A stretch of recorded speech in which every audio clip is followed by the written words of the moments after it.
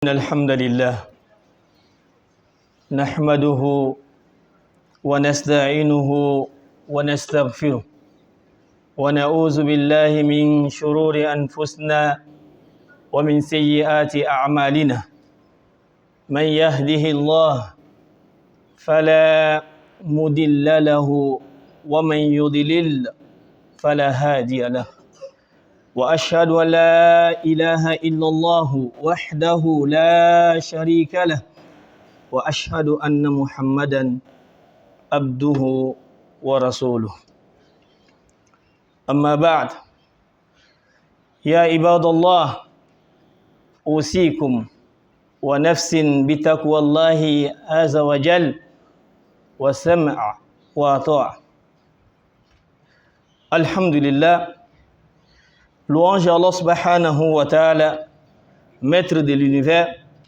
Louange à Allah subhanahu wa ta'ala, Dieu des premiers et celui des derniers. Que la paix et la bénédiction d'Allah subhanahu wa ta'ala jalla jalaluhu soit sur le sceau des prophètes. Le prophète Muhammad sallallahu alayhi wa sallam, ainsi qu'à sa famille et à tous ses compagnons. Mes frères et sœurs en islam, je vous recommande ainsi qu'à moi la piété envers Allah subhanahu wa ta'ala, at-taqwa Allah. La piété envers Allah subhanahu wa ta'ala, car la piété envers Allah subhanahu wa ta'ala est la meilleure des prévisions pour le jour du retour. Mes frères et sœurs en islam, inna shahran azima yuqbil alayna shahru rahma wal maghfirah wal itq minan nar ala wa huwa shahru Ramadan. Mes frères et sœurs en islam, un mois immense approche. Un mois immense approche.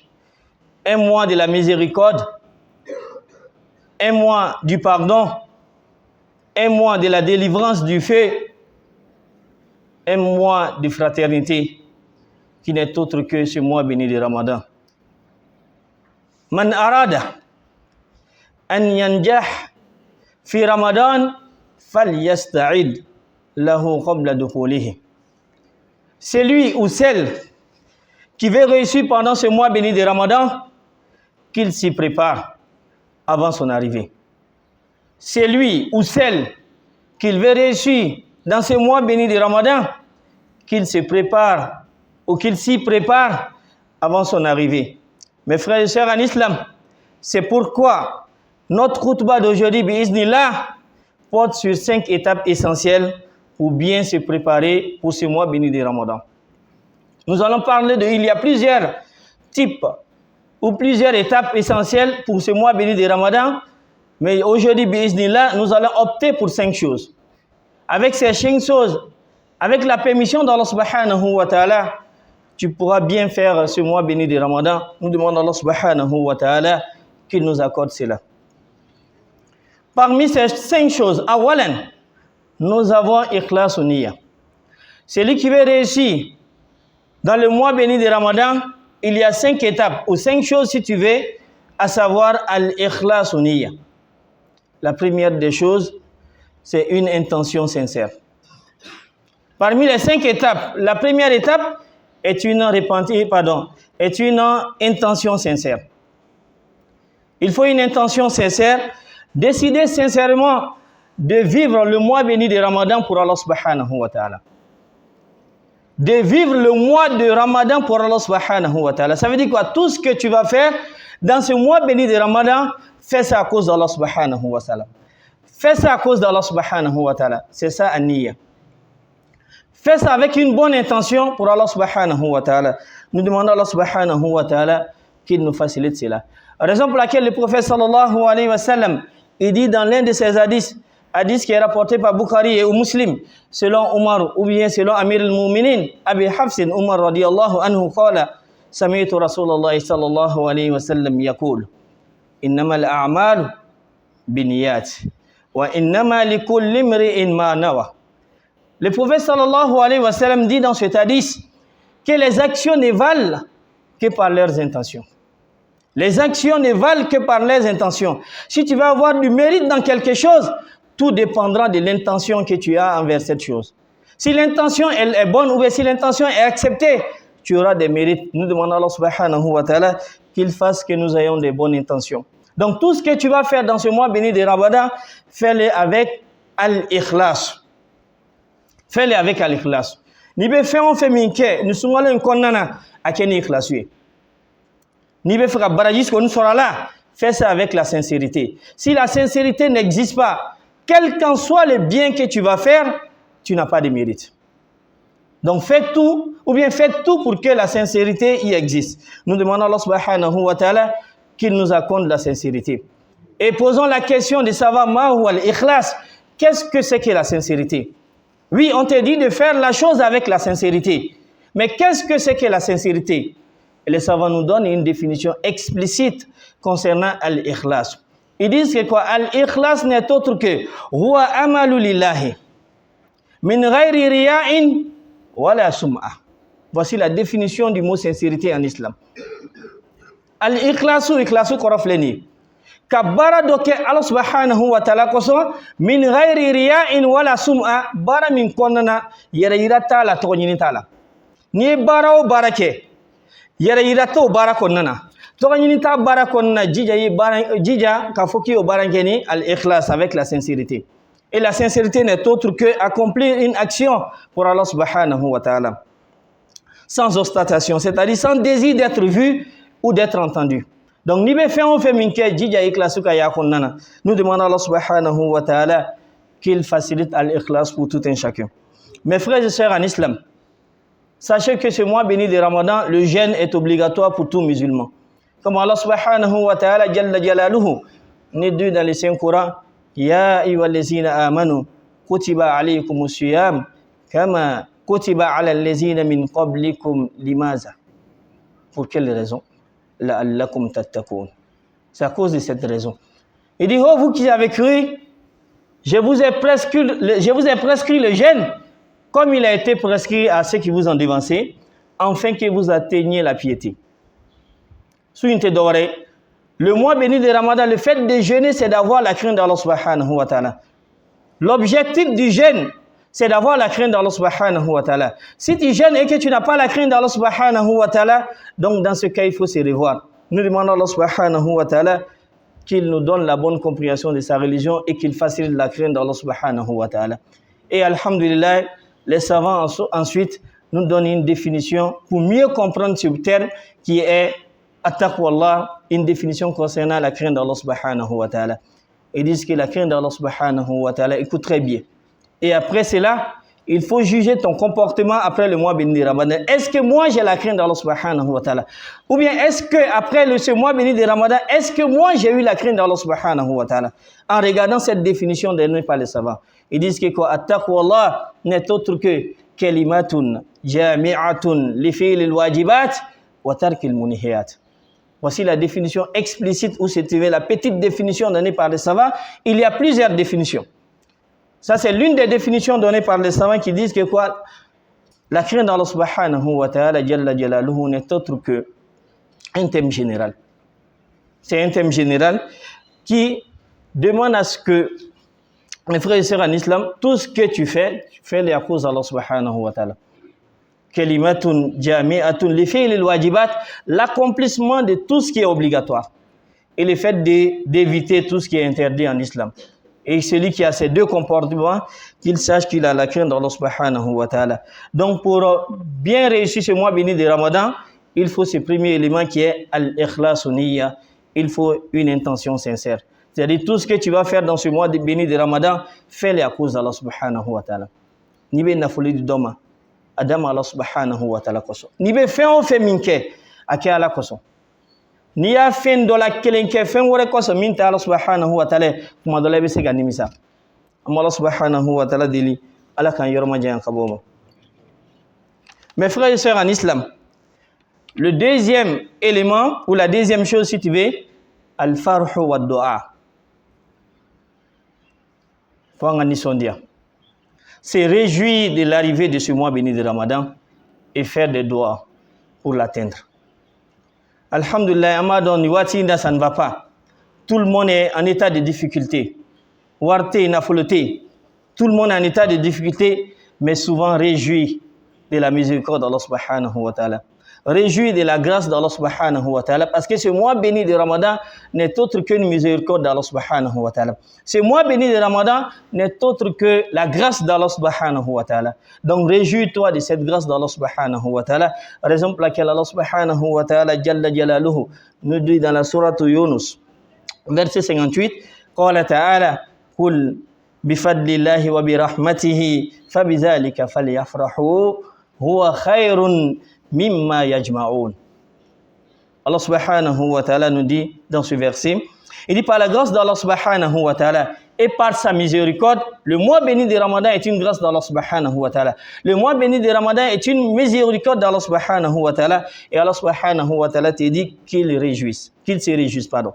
Et cela est meilleur que tout ce qu'il a à Sam. Donc tout ce qu'on met, je vais de l'argent, je vais pour préparer ce mois béni de Ramadan sans se réjouir de l'arrivée de ce mois béni de Ramadan, non. Il faut se réjouir de l'arrivée de ce mois béni de Ramadan. C'est ce qu'Allah subhanahu wa ta'ala nous demande. Nous demandons à Allah subhanahu wa ta'ala qu'il facilite ça pour nous. Et ensuite, faire des doigts, faire des bénédictions, parce que, alhamdulillah, c'est bientôt. Est-ce que toi, tu vas vivre jusqu'à ce jour? Point d'interrogation. Donc, il faut faire des doigts, en français comme en arabe. Il faut demander à Allah subhanahu wa ta'ala, comme les savants, ils ont l'habitude de dire ça, Allahumma balikna Ramadan. Dieu, nous te demandons de nous faire attendre le Ramadan. Tu peux faire d'autres invocations en Bambara, en Djoula, peu importe, comme tu veux. Demande à Allah subhanahu wa ta'ala qu'il te montre ce mois béni de Ramadan.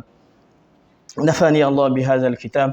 أقول قولي هذا واستغفر الله لي ولكم ولسائر المسلمين من كل ذنب فاستغفروه إنه هو الغفور الرحيم.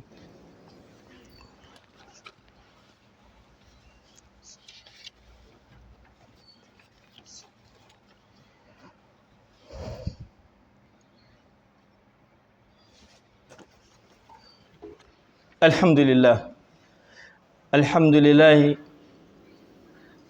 لله رب العالمين والصلاة والسلام على من لا نبي بعد. Mes frères et sœurs en islam, la troisième étape ou le troisième point, at-tawbatun nasuha, un élément très important.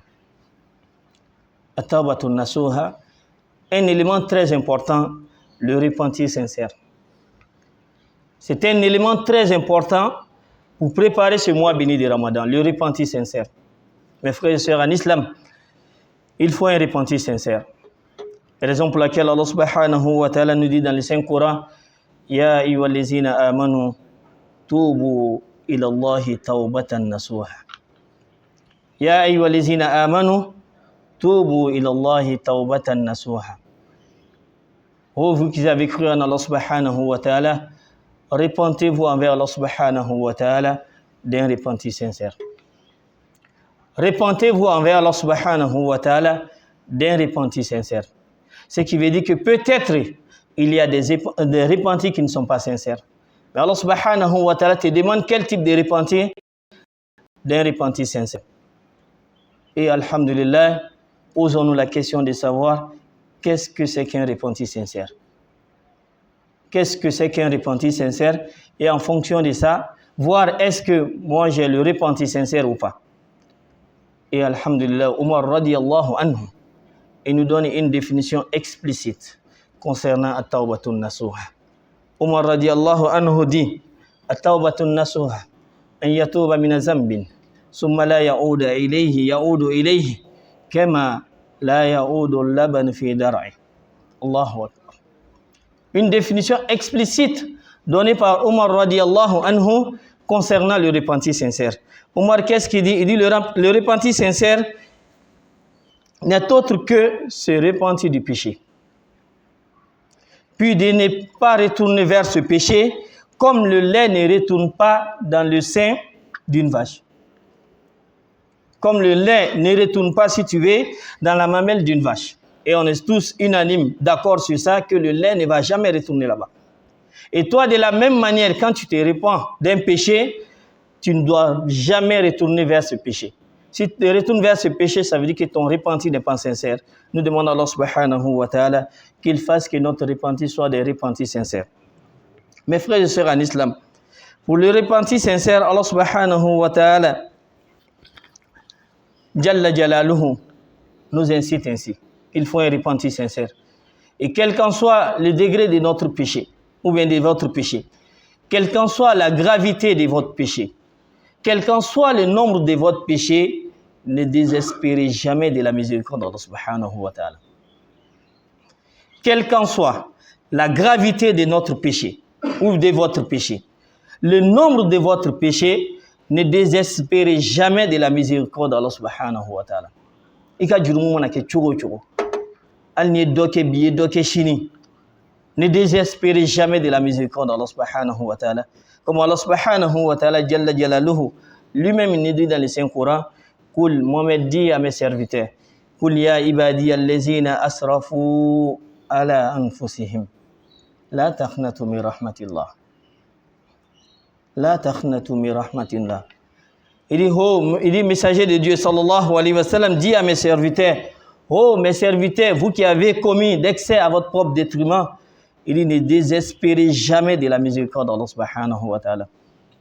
Inna Allah yaghfiru zunuba jami'an. Allahu akbar. Allahu akbar. Inna Allah yaghfiru zunuba jami'an.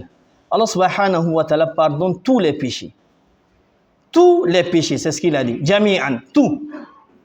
La raison pour laquelle il dit, quelle qu'en soit la gravité de notre péché, quel qu'en soit le nombre de notre péché, ne désespérons jamais de la miséricorde d'Allah subhanahu wa ta'ala. C'est lui le pardonner. Il pardonne et il va pardonner tes péchés. Si tu demandes à Allah subhanahu wa ta'ala de pardonner tes péchés, il va pardonner. Donc ne désespérons jamais de la miséricorde d'Allah subhanahu wa ta'ala. Raison pour laquelle le prophète sallallahu alayhi wa sallam, dans un autre hadith, qui est rapporté par Abi Hurayrata radiyallahu anhu, qala sallallahu alayhi wa sallam, wallazi nafsi biyadi. Allahu akbar. Ça c'est un hadith très pertinent aussi. Wallazi nafsi biyadi. Law lam tuznibu la zahaba Allahu bikum wa la jaa biqaumin. Isma. Wa la jaa biqaumin yuznibuna fayastaghfiruna Allah fayaghfir lahum. Allahu akbar. Pour te dire, ne désespère jamais de tes péchés. Le prophète sallallahu alayhi wa sallam dit, dans ce hadith, il dit, par celui qui détient mon âme dans sa main, si vous ne commettiez pas de péchés, vous qui êtes sur la surface de la terre actuellement, si vous ne commettiez pas de péchés, Allah vous ferait disparaître sur la surface de la terre et ferait venir un autre peuple qui pécherait, qui vont pécher et demander le pardon d'Allah subhanahu wa ta'ala. Il dit, Allah subhanahu wa ta'ala les pardonnera. Donc ne désespérez jamais de la miséricorde d'Allah subhanahu wa ta'ala. Et le prophète sallallahu alayhi wa sallam, dans un autre hadith qudsi, qala Allah ta'ala, Allah subhanahu wa ta'ala nous dit ceci, Ana inda zonni abdi bi. Ana inda zonni abdi bi. Il dit, je suis chez mon serviteur selon l'opinion qu'il s'est fait de moi. Je suis chez mon serviteur selon l'opinion qu'il s'est fait de moi. Si tu as en tête qu'Allah subhanahu wa ta'ala pardonnera tes péchés, il pardonnera tes péchés. Si tu doutes, est-ce qu'Allah subhanahu wa ta'ala va pardonner ou pas mes péchés, il ne pardonnera pas tes péchés. Donc ne désespérez jamais de la miséricorde d'Allah subhanahu wa ta'ala. Après cela, mes frères et sœurs en islam, le quatrième élément, pour bien préparer ce mois béni de Ramadan après le repenti sincère, nous avons ta'allum ahkam as-siyam. Il faut apprendre les règles du jeûne. Il faut apprendre les règles du jeûne. Demander aux oustaz, si je fais ça, qu'est-ce qu'on fait? Si j'ai oublié de manger, qu'est-ce qu'on fait? Est-ce que le fait d'oublier de manger, ça rompt le jeûne ou pas? Est-ce que le fait de faire ça, est-ce que commencez à poser des questions dès maintenant. N'attendez pas, quand on va rentrer dans ce mois béni de Ramadan, que vous allez commencer à poser des questions. N'attendez pas cela. Commencez à poser des questions dès maintenant. Ceux qui ont des livres, commencez à faire des révisions sur ce mois béni de Ramadan. Il y a des kitabs pour cela. Tu prends un kitab, par exemple, La Voix du musulman Minhaj al-Muslim. Tu peux prendre ce kitab en français comme en arabe. Tu essaies de lire les chapitres pour mieux comprendre ce mois béni de Ramadan. Et le dernier élément, tanzimul waqt fi Ramadan. Le dernier élément, il faut une organisation du temps. Il faut une organisation du temps pour bien faire ce mois béni de Ramadan. Et dans l'organisation du temps, on a premièrement la prière. Organise-toi à faire la prière à la mosquée quand tu es un homme. Organise-toi à faire les 5 prières à la mosquée. Et on a plusieurs types de prières. Les prières obligatoires à la mosquée, les prières surrogatoires, les prières nocturnes. Tu te programmes pour tout cela. Chaque jour, moi, je dois faire tel nombre de rakats la nuit. C'est bon? Et ensuite, le deuxième élément, on a le Coran. Programme-toi pour le Coran. C'est-à-dire pour la lecture du Saint-Coran. Je dois mettre dans mon programme du 1er au 30 ou au 29 de ce mois, je dois terminer la lecture du Saint-Coran. Ceux qui peuvent lire le Coran, au minimum, je dois terminer la lecture du Saint-Coran une fois, ou 2 fois, ou 3 fois, selon les disponibilités. Maintenant, celui qui n'a pas le temps, ou bien celui qui ne peut pas lire le Saint-Coran en entier, tu peux choisir les sourates, souratul falaq, etc., les sourates que tu maîtrises, tu lis ça 1, 2 ou 3e fois. 3 fois, pardon, ou plusieurs fois si tu veux. Nous demandons à Allah subhanahu wa ta'ala qu'il facilite ça pour nous. Ensuite, il y a des lieux de tafsir. Quand tu n'as rien à faire ou qui n'est pas occupé, va dans une mosquée où on fait des tafsirs, tu écoutes ces tafsirs. Ça aussi, c'est bénéfique pour toi. Et le 3e point, az-zikr, ou bien al-azkar. Tu peux programmer les zikr. Chaque jour, je dois faire tel nombre d'astaghfirullah, tel nombre de subhanallah, etc., etc. Ensuite, nous avons les sadaqa. Mets dans ton programme, chaque jour, du 1er au 30 ou bien au 29 de ce mois béni de Ramadan, moi, je dois donner telle somme à telle personne ou telle personne. Et ensuite, nous avons les visites. Et enfin, l'élément le plus important aussi, al-iftar, concernant la rupture. Le prophète sallallahu alayhi wa sallam, il dit quiconque donne à manger ou à boire quelqu'un pour rompre le jeûne, il dit que tu gagnes le même mérite que cette personne, sans qu'il n'y ait diminution. Si tel est le cas, programme-toi. Chaque jour, moi, je dois faire rompre une personne au minimum. Chaque jour. Chaque jour. Et tout le monde peut le faire. Akira dorome mouga, akira dorome taï, adi dom aga suntiganay. Di dur-durta saïka di dom adra aga suntiganay. Tu auras la même récompense que cette personne. Nous demandons à Allah subhanahu wa ta'ala qu'il fasse de nous des musulmans sincères et pieux. Nous demandons à Allah subhanahu wa ta'ala qu'il nous guide sur le droit chemin. Nous demandons à Allah subhanahu wa ta'ala en disant Rabbana atina fid dunya hasana wa fil akhirati hasanatan wa qina azaban nar. Allahumma la tada' lana fi maqamina hadha zamban illa ghafarta wa la hamman illa farajta wa la hamman illa farajta wa la hamman illa farajta ولا قربا إلا نفسته ولا مريدا إلا شفيته ولا مريدا إلا شفيته ولا مريدا إلا شفيته ولا مريدا إلا شفيته ولا ميتا إلا رحمته ولا ميتا إلا رحمته ولا شابا إلا زوجته ولا شابا إلا زوجته ولا متزوجا إلا ذرية صالحة برحمتك يا أرحم الراحمين. سبحان ربك رب العزة عما يصفون والصلاة والسلام على المرسلين والحمد لله رب العالمين.